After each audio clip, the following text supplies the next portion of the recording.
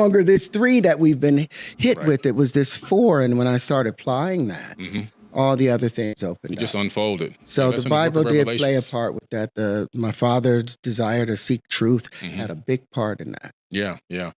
Well, I know that you mentioned before on a few podcasts that, your journey in quantum physics really began with yourself. Yeah. And how does one begin? And I'm in the same boat as you, obviously, but I want other people to hear, like, what was your journey in learning quantum physics? Well, you hear these stories about Einstein or these great inventors or physicists, but then the information and the theories that they present are contradictory to each other. And I was like, how are these things making any kind of progress or attempting to assist progress into advancing any math or any technology if they are all in conflict? And I kept waiting. I thought by the time I got 30 or 40, all of these, whether string theory was real or not, it would be proven, or whether relativity was real or not. I was like, Einstein never received a Nobel Prize except for his work on the photoelectric effect, and that was Max Planck's work. Right. That he was just verifying, but Einstein didn't get none of his stuff really came to full fruition. But he's still considered as this prop placed up by science. But I couldn't get any understanding from that. So I started looking into the people that were questioning, that were enemies of Einstein's ideas, in a sense. Of his concepts, So I went into Terrance, who in 1905, who had his own idea regarding the electron and the superpositioning of models of how everything behaved. But his stuff was based off of Maxwell's work, and Maxwell's work was based off of an ether. Everyone believed that there was this subspace ether, this fabric of space. And so I looked into their work and John Keely's work and Victor Schauberger's work. His work is incredible. I mean, I remember doing an episode in Deep Space, a TV series I did years and years ago, and I had to study Victor Schauberger, and just like blew my mind. That he was so conscious. Oh my goodness. And passionate about you're killing the forest. This forest is dead. You've killed the water. How in the world do you kill the water? Right. Dr. Yamamoto didn't come out with that until what, the 80s? The 80s, yeah. And Victor Schauberger had been talking about that since the late 1800s, the living water. Yeah, he was ahead of his time. For sure. So those were influences that led, but I had to go in search of that. I went to school for chemical engineering, or applied for electrical engineering, but I was looking at the antiquated ways in which they were dealing with the universe, or their approach to it, and asking questions, and they didn't have an answer. It was not sufficient for 96% of the universe to be unknown. Unknown, dark matter, dark energy, which is still unknown. Unknown. Yeah. Unknown, unknowable. And the 4% that they have out there, the speed of light, that's not a true constant in it, because light changes its speed depending on the medium it goes through. That's like having the speed of the human race.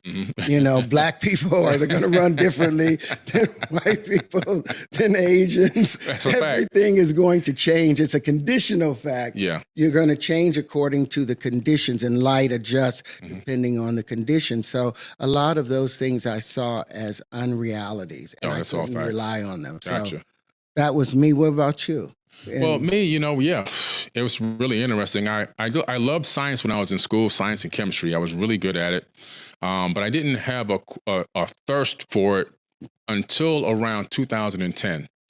So around 2010. How old were you then? 39 years old. And, I had already been studying aerospace technology for years. I studied aerospace technology since 1977. In 1977, I saw something in my backyard that I perceived to not be an airplane. I didn't know about UFOs. I didn't know about aliens or flying saucers. I just knew what I saw was an orb, a little bit longer or elongated than an egg, glowing metal, and it moved across the horizon in seconds, not minutes. It didn't have a cockpit, didn't have wings, didn't have windows on it or anything. And it came back and stopped completely silent, and it just disappeared again. I ran in the house and told my mom, and she was like, there was advanced beings in the ancient past. And she told me about Machu Picchu. She said they used to live on tops of big mountains. And that was in 77. fast forward, that gave me a quench and a thirst for technology, just understanding aerospace, swept wing, delta wing, ballistics, and everything else. I studied all that stuff for years. Didn't get really deep into the science other than basic high school science.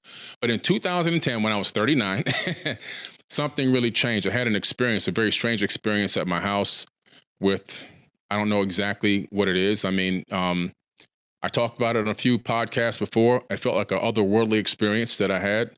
But after that experience happened, something happened to me with wanting to understand science at a deeper level into quantum physics. And I really started deep diving into physics. A lot of the same people you mentioned, I was researching them, studying them heavily. I actually went to Khan University, Khan. It used to be free, but now you have to pay, I think, a minimum like 10, 15 bucks a month or something like that right now online, an online university for quantum physics. So I went there online, started taking those courses, and I was able to understand all this information. And it was so incredible. I just kept diving deeper. And then I opened up a Facebook group for quantum physics on Facebook, and it grew to like 139, 140,000 students. And I would help them answer questions in there and so forth, over time. And so that's really how I got into quantum physics. I just really developed this thirst for it. And I'm only talking about that incident that happened because it didn't happen until after the incident. Something triggered something or sparked something in me that made me dive into it. And then I was able to see the connection between the science and spirituality. And I realized that the quantum physics is really explaining what's happening on the spiritual realm. In other words, the quantum physics is the breakdown and understanding of spiritual energy and what's really happening when you're meditating, when you're focusing on things, when you're trying to manifest reality. All those things are really explained through quantum physics. Yeah, well, it's you're that observer or the spooky Spooky action at a distance. Yeah, spooky action at a distance. Yeah. Your observation of it, it affects things. Things aren't just, you're not just perceiving it. It has, when you put your finger in the water, the entire ocean has to register that change of motion and condition. Yes. It has to be understood on some level.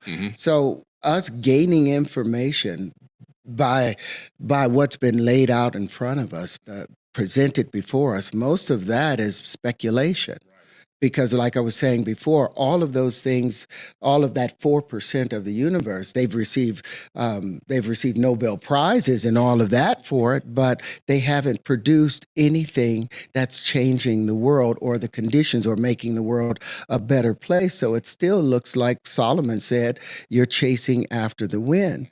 And when you start questioning these things and going back into meditating, going back, like when I tell people that a lot of this stuff came to me, like you, after having that experience and seeing that aviation phenomenon, it made you question and look into things. Well, likewise, having that dream when I was 4 or 5 years old and being reminded